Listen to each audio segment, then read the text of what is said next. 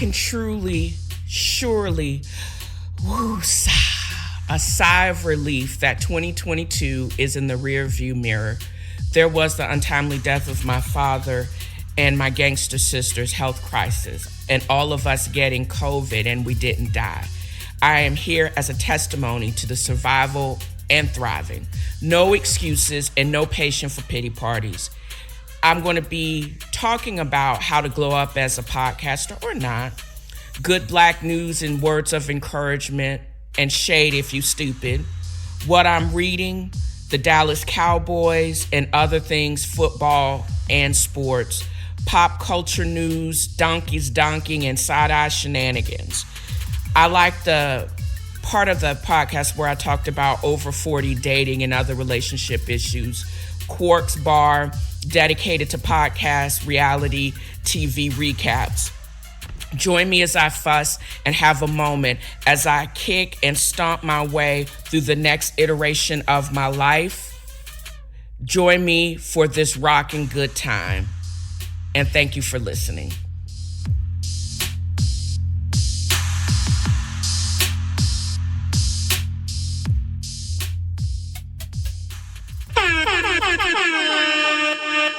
My glow up continues. I keep mentioning this at the top of the show. Again, not too long ago, I had topped out at 3,600 downloads for the entirety, for all episodes. Now I'm well over 100K. And according to Podbean this morning, as I sit here on this clear but cold, wintry morning in my RV, I'm way over 116. My show is guaranteed to get anywhere between 16 to 20,000 downloads per month. Each show, 2,000 downloads. However, in order to keep this coming, you actually have to be able to have the correct team behind you to get the perfect breakout clips, as well as the perfect edited show. I have hired a team to do just that. So mad shout out to my partners in creative crime, Kelly Kramer and Raphael Crump. I'm just so grateful to both of you guys to making my show and continuing to make my show and my glow up for real, for real. Also, I wanted to give a special shout out to everyone that left me 5-star reviews for the past week or so. Mad shout out to, what's this child's name?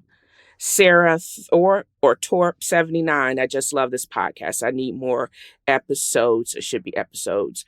And mad shout out to Caden Runoffson 49. Great podcast. One of my favorite podcasts. Love, love, love. And although this is from Blake, it's kind of creepy. I like this podcast more than it's comfortable. Yeah, that's kind of weird. This podcast is fantastic. Learned a lot from each episode. I especially like the episodes. Thank you. And that's from Raul Schulist. Absolute best podcast from Lauren Schmidt 93. This podcast is so good. Madeline Bolowitz and 59. My favorite new podcast. So having people basically support this podcast in such a positive manner makes me feel good and pushes me on to actually continue to get the downloads, get the attention of the partners, and get this completely monetized so I can continue to do what I do, still have fun, and create good content. It only takes one good partnership to allow and free up the time and build out my team and push this podcast to the level it needs to reach and the people it needs to continue to reach unabashedly, without any restrictions, and just free. So stay tuned for what the next chapter of the TNFro is reading podcast. I think you'll enjoy it. And again, special shout out to the people that continue to write these 5-star reviews. And don't forget, if you review the show, don't be ashamed. I've also increased my subscriptions. Continue to subscribe and consider sponsoring the podcast. Drop a sister a little bit of change. Any denomination. I'm with it. Let it resound loud as the rolling sea. Sing a song full of the faith that the dark past has taught. How amazing was Sheryl Lee Ralph sang one of the most recognizable songs in the history of African American history. I have found it enriching, and because I'm making a case to celebrate Black History Month all year long, I am finding more reasons to get into how uplifting that song was. Just a little bit of history. And even in its conception is controversial. Lift Every Voice and Sing has been adopted by many in the last 50 years.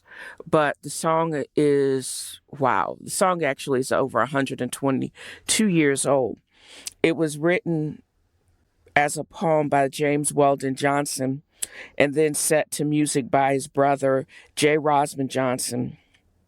And it was in the context of a prayer of thanksgiving as well as a prayer of faithfulness and freedom, where the imagery evokes biblical exodus from slavery to the freedom of the promised land.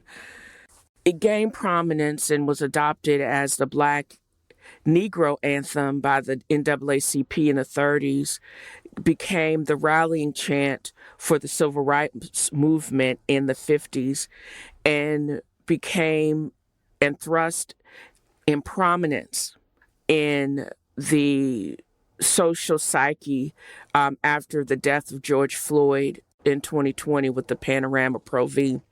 And you listen to the words, the lyricism, it has meaning, and it hasn't lost its relevance in the last 100 and some odd years. With all of those things said, I find it interesting with all the controversy about African American history and the AP course in Florida. This song was penned nonetheless, and sang for the first time in the segregated schools of Jacksonville, Florida, before the Weldon had to leave after the Great Fire, and they then settled probably in Harlem, Broadway, no less, after that Great Fire. That irony is not lost on me, where this song that is part of my national identity as an African American, that it is probably in one of the most racist, fascist states. It was developed, written in now the most racist, fascist states in the South. That blows my mind. I don't think I have felt so strongly about the state of the union as I have felt recently. And it started when I was down in Florida, when I started hearing about the changes a bunch of privileged few have been making to the study of my culture. And I didn't realize that we are in a full-fledged war on freedom and diversity, led by these political stuntmen that it seems like they were activated after the previous administration. It's like Trump made it okay to not only be stupid, but to be completely ill-equipped to lead a true democracy. And these are people willing to lean into the most conservative and fascist-leaning control of a society. I think the perversion of democracy has always been sovereign citizenship, but there are other perversions. Just because these thoughts and these beliefs are out there and you can embrace them, but you cannot force it on arrest of a true democracy. I say all of this to say, and I've called this section the United Fascist State of Florida, headed by Ron De-Schmucktis, because it appears and it feels like the blueprint for the rise of the Fourth Reich. And it kills me for two things. The establishment of the KKK was probably in Waldo, Florida, but also, isn't it ironic that the rise of the civil rights movement and the Black National Anthem was also in Florida? You can have those two dichotomies and exist. It is a very much a violent existence. I want to basically say that Ron DeSantis, you're not charismatic. You are a hateful, bigoted human being. And you always have that look. You have dead eyes and you look stupid all the time. You are willing to dumb down a whole state, a renowned university system, just to gain some control. And you throw out words like too woke or indoctrination, but exactly what you're doing is just that. With this don't say gay, you're only asking for the number of trans students because you're trying to find a way to cut them out of public funding and get them out of your schools. You're basically, it's like a roundup. It feels so much like the Third Reich and what they were doing in Germany during that bleak period in German history. And you're not slick. And you got people willing to become activated to also to do your bidding. This Thomas Massey that wants to abolish the educational department because he says it should be on the local level, should be determining what the children are learning. Before 1980, there was no Department of Education, and then it was joined with the Department of Energy. It became a widespread bureaucracy. I get it. However, you can't abolish and just start all over again, because when we did leave it to school, we had the lowest literacy rate and we had some of the stupidest people, and basic education was basic. And the only people that actually got a true education were the people that had money. You had a huge section of the population, including Black and brown people, that did not have access to education. And that's how you control a society. They are more conservative. They're easier to pressure and to bully, and they don't ask any questions. And they keep you in place even though you're not fit to serve. That's the type of population. That's how you do population control. And that's how the fascists did it. Y'all are not slick.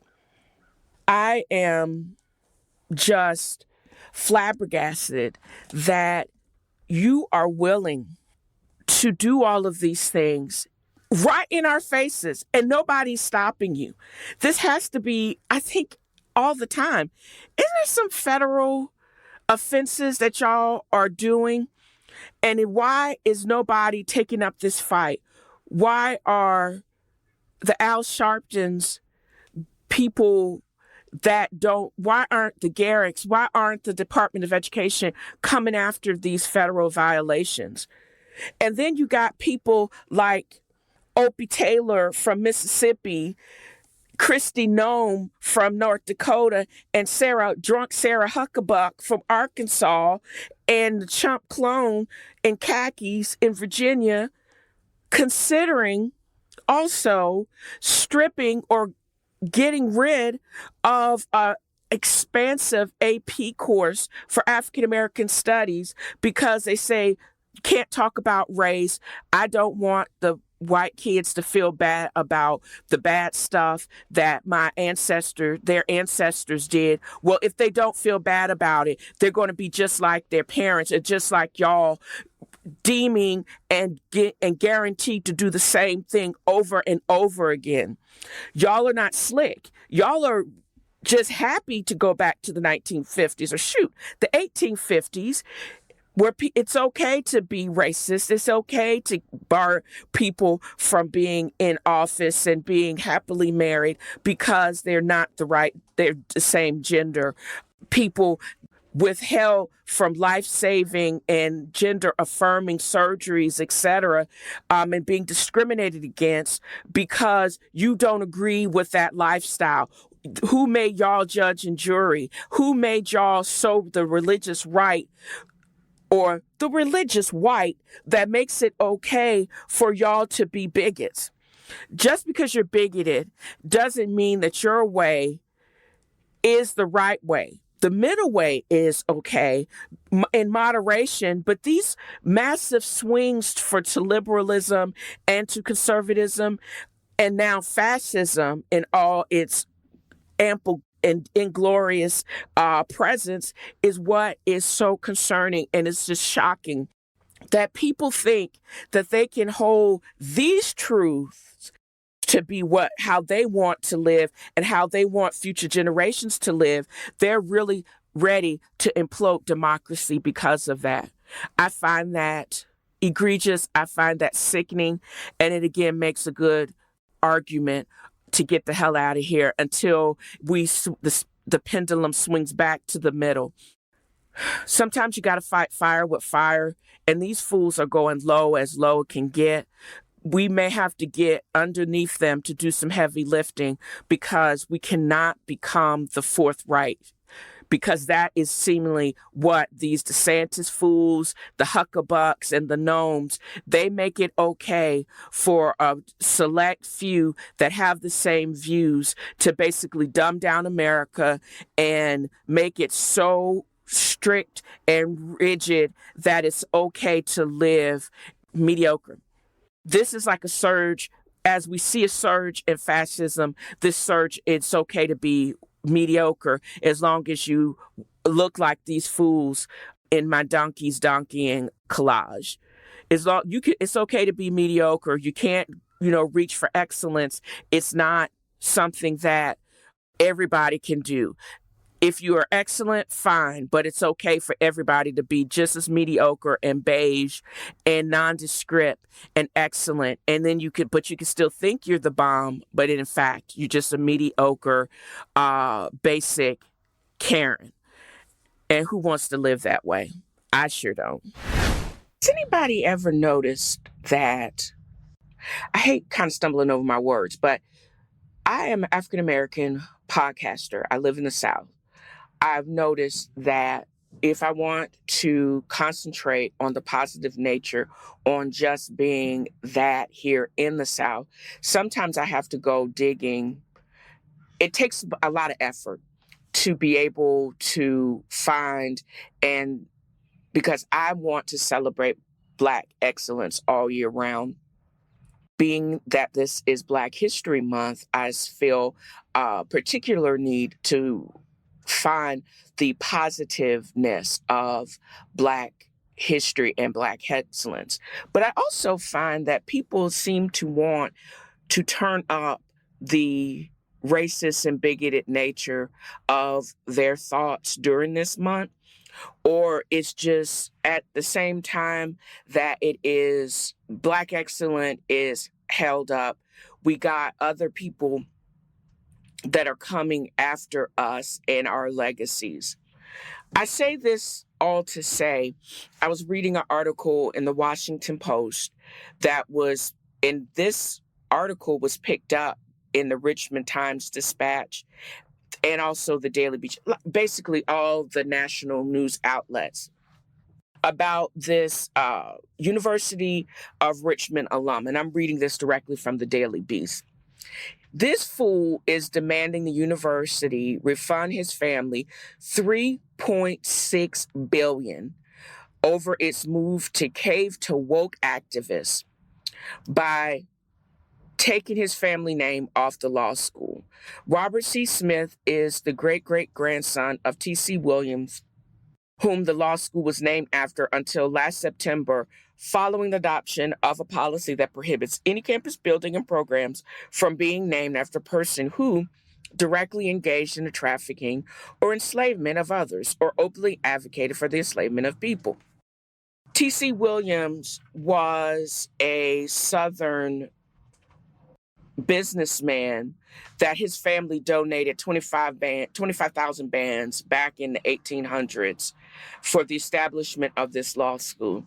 He also donated money to the establishment of Richmond Museum of Fine Arts and even to, I think, to MCV. But that's not here nor there. I don't think none of them fools got any business, buildings or exhibits named after him. He owned anywhere between 25 to 40 enslaved people, probably my cousins and them. And following this policy, this is after there was an outcry for all of the Confederate, correct me if I'm wrong, this was when they took the name off this fools off of their buildings, nobody had referred to the law school as the T.C. Williams School of Law for 20 years. Let's just start there. But this move to basically get rid of the Confederacy's taint on everything in the South started with the tearing down of a lot of these statues and removal of a lot of these statues. And his calculation of what his family is owed, I believe, is a bit inflated. 3.6 billion bands? What the hell? What is he talking about? And what in the white reparations is going on? I can't even imagine giving this fool back that at all. The original Richmond Times-Dispatch article has the inflated price and even the subsequent donations by this family only calculated at $50 million.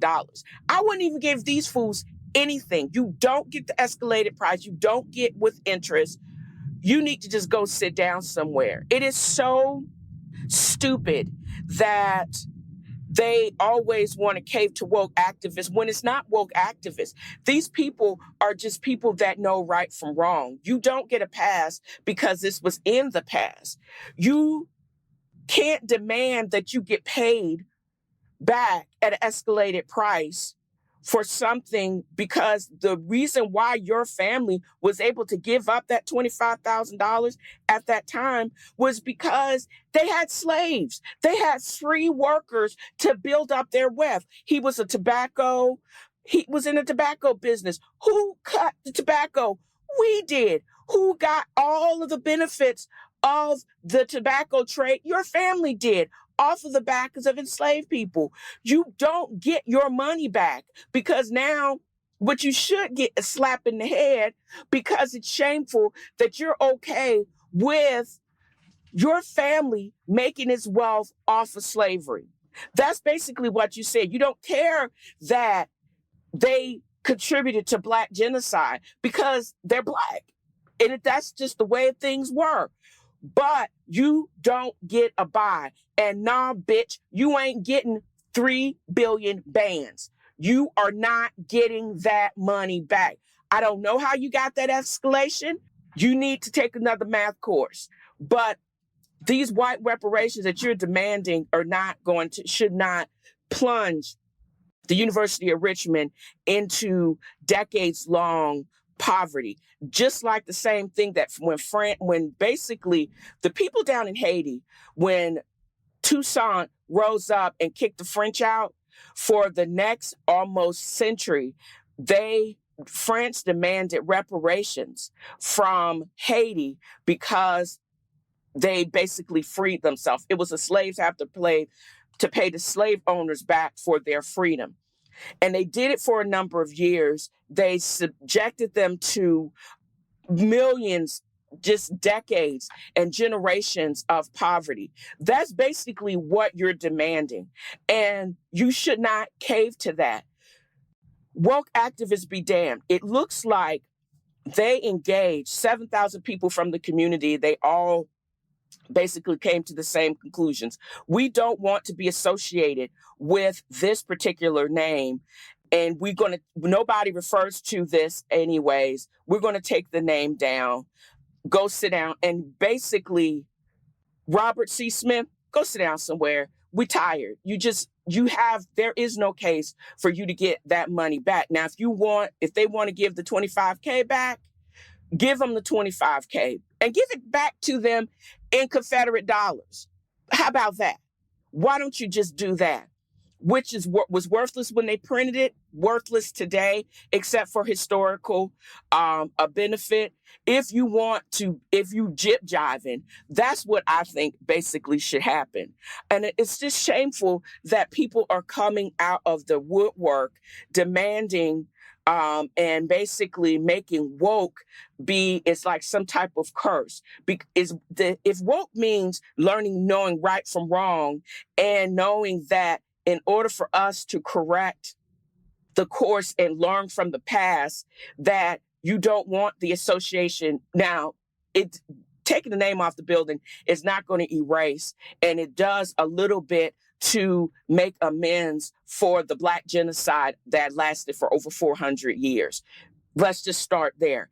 It's just a small price to pay for what was done, but it's a part of our history. We can't, by taking the name off the building doesn't erase the fact that the Confederacy happened, slavery happened.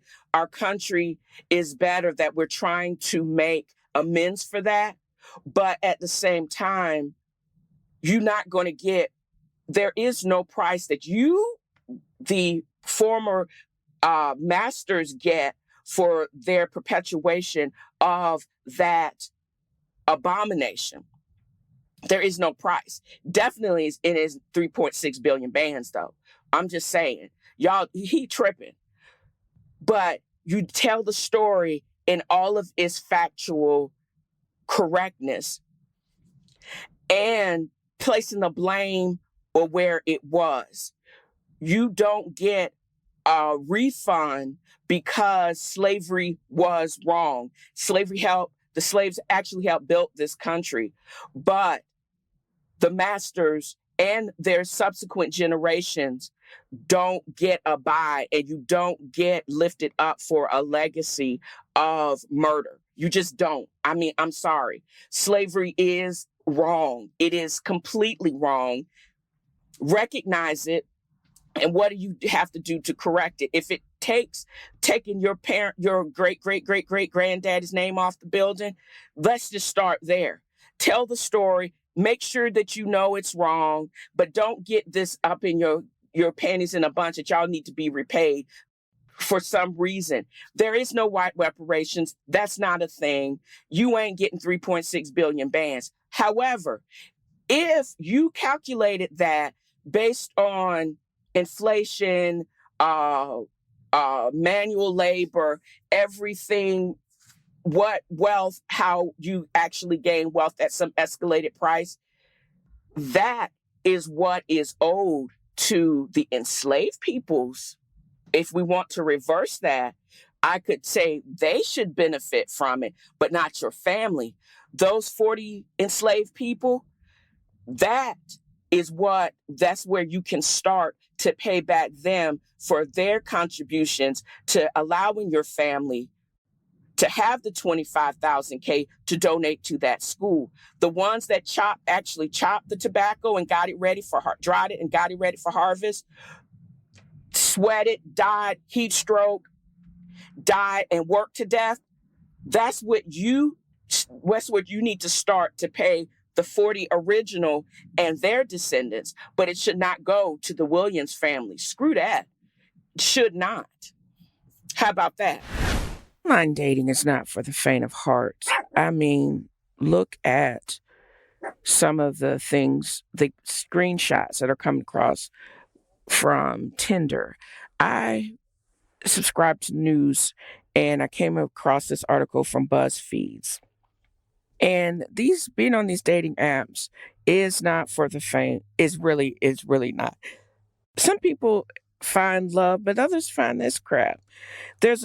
First one was a messy interaction between someone who flaked 20 minutes before a date, and then the person asked to be reimbursed for comedy show tickets that they had bought in advance. They got one dude, you could tell he was just fed up. He says he lives in Los Angeles, and he says about me, I really prefer a girl that would cheat on you within the first 3 months of a relationship, not these spawns of Satan that waste 5 years of your time. And after you introduce them to everyone you know and family and your ancestors, then you go and cheat on you. Then when you break up, you got to go sacrifice a goat at the grave of your great grandfathers to apologize for introducing them to a hoe. There's the routine, boring exchanges, and then there's a person who got shut down for trying to make a fun little pun on someone's name. And it says, "Hey, so do you know the difference between bees and wasps?" What? A wasp is big and mean, but Abby is pretty and cute. So you're calling me a bee? What if I was? Oh, Jesus, you're a weirdo. Yeah. And then the creepy guy, Kevin, who sent a vulgar inquiry to start a conversation. And then he says, "Can I pay you 1K to blank on your blank?" Okay. No. "Girlfriend is out of town looking for something discreet. Can you send better pictures after we match?" Okay. And it says, "You're so cute. Are you aware that being this cute is a crime?" And it says, "You're way over the legal limit. I'm going to need to see some registration." And then Marguerite, "You know what's cute? Puppies, kittens, maybe a little reptile. You know what's not cute? A fully grown woman. Don't ever call a woman over 30 cute ever again." Wow. And this wild request: "Hi, Lauren, looking good in your pics. Would you be willing to put your children up for adoption? I want to date someone without kids. So looking for someone who is willing to free themselves of their current kids." It seems like people are okay texting, typing, being terrorists, and just crazy behind the scenes. And this is what keeps people off the apps. And it continues to make a case to continue to do the work on your personal life and on your own, because you have these type of angry, weird responses to getting on. This is like from my favorite Reddit feed, the deal with zero dates. It seems like people, the first dates are what they call zero dates on the online apps. It says, "I get it." This is from 5nigma 4 days ago. "I get it. No one wants to make a commitment. If there's no chemistry, they want a return on investment or ROI. But hear me out. If you're looking for a long-term relationship or LTR, why is there zero effort? Also, if you live in a vibrant city, surely there are plenty of options other than the coffee meet." I think people have to be careful because of the disposability of these dates. And like one of the other commenters on this thread said, that they're busy. They have a limited amount of time to interact and to sort people out. And nobody wants to be, not like back in the day where you take somebody out to dinner or a movie and they get on your nerves and you know within the first 5 minutes that it's not going to work.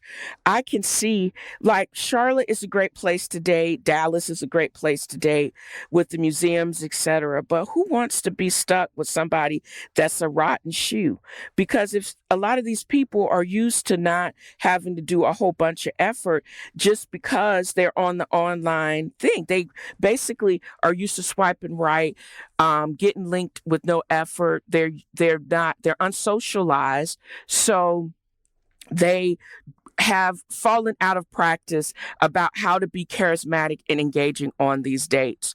So I do get it, like these other people. You can suggest something else, but there's safety in a coffee meetup. There's safety in a walk in the park, as long as your knees don't hurt like mine did.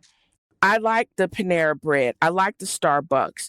But I also like going to a museum because there's something always randomly to talk about. But if it's too much heavy lifting because that person is not used to going on a date. And I had somebody tell me this back in the day: "I'm not used to doing this, but I know you could get me there." I don't need that type of curmudgeon. That was the first and only time that I went out with this person because I just didn't want to put in that much effort. I think you need to Also, you can suss out right in the beginning, within the first 5 or 10 minutes, if you're going to be able to vibe. And if you're in a museum but you can't come up with anything to talk about, or your comments are just ridiculous, that's also telling that that person is either you're out of their league and you need to move on, continue to swipe. But I personally like these, like Clover and my social alter ego said on this Reddit. Start slow or start out low, and then you can expand once you absolutely get to know each other. There's no harm in that. And $6.46 on a tall latte or an Americano with 3 raw sugars is not a bad spend. I guess I'm just a cheap date, but usually there's not a whole bunch lost. And you can easily cut your losses when you actually have that type of date. And there's no harm in that. Ain't nobody got time to waste.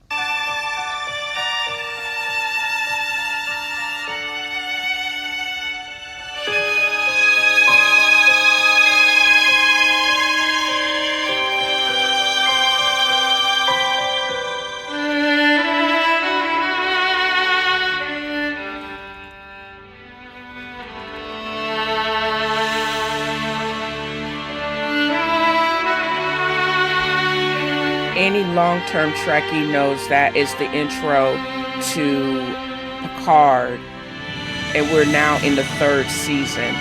And what a great way to start this segment of the episode for Quark's Bar.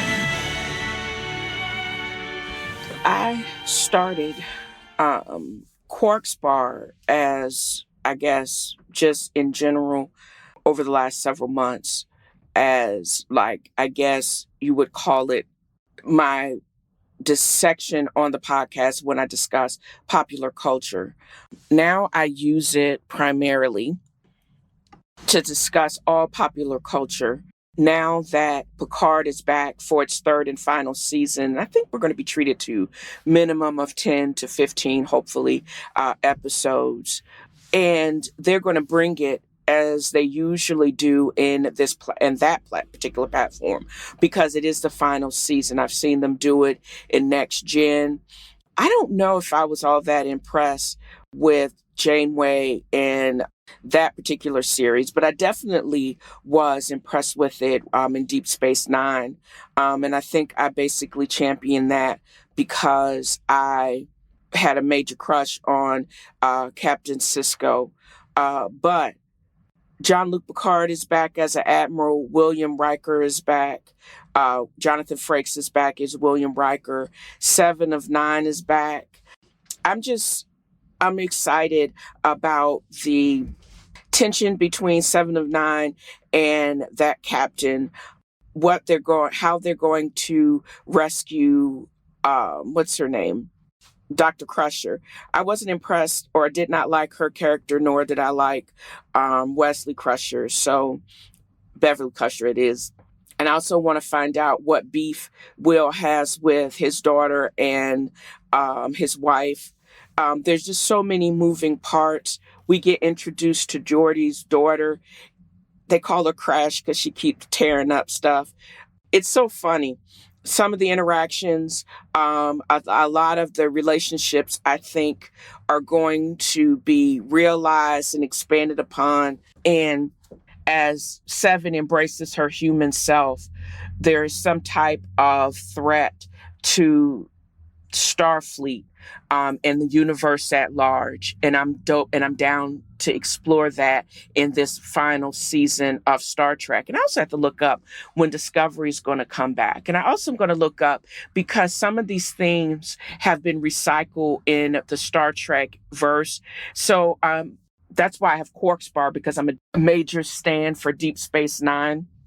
And you can't get around it that how all of the different franchises affect or play upon each other. I don't think they'll bring Sisko back. because I think he walked into the celestial temple and rejoined his ancestors, but it would be dope if they could bring him back. We need a good wormhole to be able to travel and to travel effectively, and how they basically harvested or controlled that technology to be able to go to the ends of the universe, because that's where it picks up. Beverly and her other son are trapped at the edge of space, Federation space, and they're going to have some effective means to move around and to get around and get away from whatever threat that's out there. It also has given me, now that I've expanded my team, it seems like I'm going to have time and the creative energy to make these comparisons and get it together for bonus episodes, which I really wanted to restart up on Thursdays anyway. So hopefully in the next several weeks, you'll be treated to this particular mention of the episode, my breakdown of the episode, prior to the next one being released, and on my Patreon channel, and also on my Badass channel on Podbean. It's going to be under the paywall, so I suggest strongly that you listen to it and you subscribe so you'll never miss a subsequent episode. The Shady Bunch, the Shady Bunch. I hope turning up for checks to pay for fake lifestyles were to be a part of the Shady Bunch. As I tried to decide what I'm going to speak about, because I've been rewatching Real Housewives of Potomac. I'm gearing up to watch Real Housewives of Atlanta, and then I'm rewatching Love and Hip Hop Atlanta. I'm fascinated by what they call the Black Hollywood. I think when I went and visited Blaze down, which is Candy Burris and Todd place down in Atlanta, I think I saw Mama D, but that's neither here nor there. And I always ask, what is wrong with these people? And I also watched the sneak peek of Real Housewives of Atlanta. Excuse me, Real Housewives of Potomac. As Giselle comes in looking like somebody from the convocation, with her blue dress, and she's completely covered up. There's no mention of her speaking about her relationship with the fine dude from Winter House, but she has plenty to say about Mia and Gordon's being locked out of their fortune from their family. It looks like she was kicked off the board or made to step down as development and CEO of the chiropractic chains, and whatever chain Mia, the character, has, the woman on Real Housewives of Potomac, has been running for the last several years on allegations of financial malfeasance. And who brings it up? Giselle. Jizzy's at it again. It's completely ridiculous that it seems like she doesn't have anything better to do except for running her mouth about other people and their relationships, and how all of her tea that she gets, and the only reason why she speaks to these other characters, is for screen time and to continue to secure her bag. I haven't heard anything else about Every Hue reopening back up, because that was a legitimate business, her beauty supply or cosmetics business.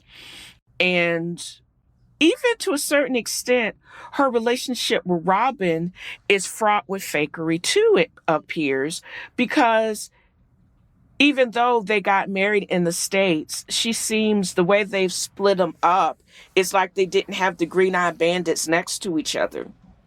Robin seems diminished to me because of all the lies that we have been told, that she has been allowed to perpetuate over this past season and even prior to that. Her and Juan were secretly married. I don't know how secretly married when you have cameras in the Chesapeake Bay or the Eastern Shore, but her family was absolutely there. And she didn't. She said she gave us the middle finger when they were walking away into the sunset, because we all know she crazy for remarrying her cheating ass ex-husband again. All for the sake of what? She was the most truthful when she says she doesn't really see a reason for them to get married. Why do they need to get remarried? His credit is still screwed up. I think his job is on the line. Why go through all of that to secure your bag and your sanity? I don't think don't get it twisted. I don't think she can afford not to record with Real Housewives of Potomac, even though she has falsely and abused this platform for her own gains. Those stupid hats, as well as to get her screen time so she could secure her check. I don't see her as a major character. There are probably Robin and Jizzy fans, but they're just so messy. I don't care for Karen. Don't get me wrong. I am not a Ladam, because I don't think that exists, because she's delusional. I actually am fascinated by Dr. Asefo as well as Candians, because it seems that they were the only truthful ones on this platform. I can't stand that Light Bright Ashley, because I think she's a liar and she is a puppet, and she's willing to prostitute herself to also secure her own comfort, and she's willing to sell herself to that disgusting Michael Darby because that's all she knows. I can't admire that, and I won't admire that, but I can admire the Brown sisters. I wish Candiance would wise up, but I think she understands the assignment. She knows I have to do what I need to do to be able to record with my castmates. I'm going to live out my truth to my best of my abilities, even though they all are very, very messy. Even she has always said that Giselle's the devil. And she's also realizing that although she smiles and she seems like she's all like even tempered, Robin is a green-eyed devil too.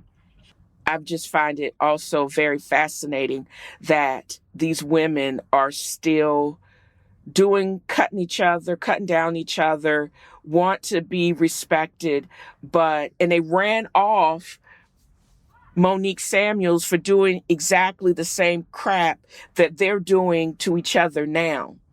Throwing blows, switching allegiances, and stirring up lies and trouble for their own storyline and to continue to get screen time. It's disgusting, but it makes for unreality TV watching. I'm going to end, hopefully, this part of the show as a homage about what the podcast has always and should have always been, and a little bit of positive notes, what I'm reading. I'm still continuing to read Revelations, Lessons from a Mother, Auntie, and Bestie. And I think it's going to be aptly titled Work in Progress. In this book, Bevy Smith, fashionista, arbiter of everything cute and curvy, basically in this particular chapter, she goes over what it means to become anything. She started her transformation later in life. She firmly believes that age is just a number. You continue to work on your emotional intelligence as you progress at life.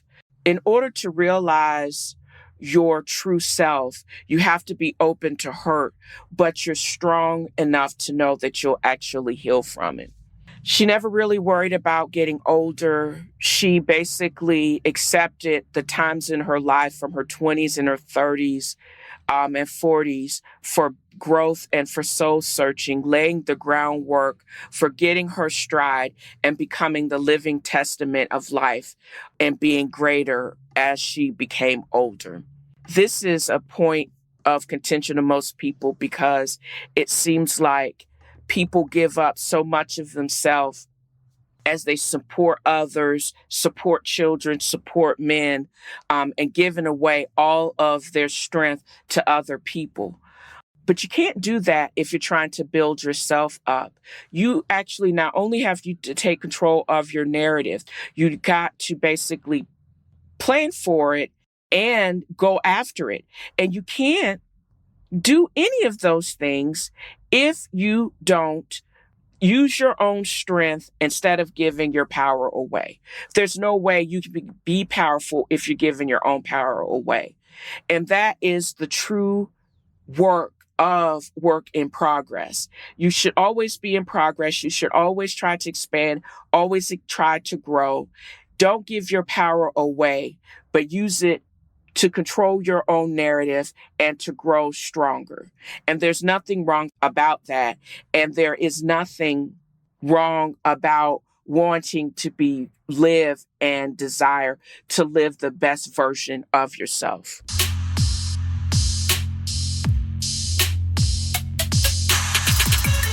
And that's it for this episode of TNFro is Reading. You know, I talked cash-ish all last year. I hope the listening audience will continue to enjoy my opinion and not so subtle shade. I mean, I'm 2,000 listeners per episode in, so go run tell that, haters. I may take it on the road if I get hint sponsorship. Navigate to dalesangelsinc.blog for swag and extended podcast notes. Don't forget to hit like or leave a 5-star review. It gets me on top of the algorithms, and it may just get you on my show. 2023's motto is boss up and get the bag. And as always, tell a friend, and thank you for listening.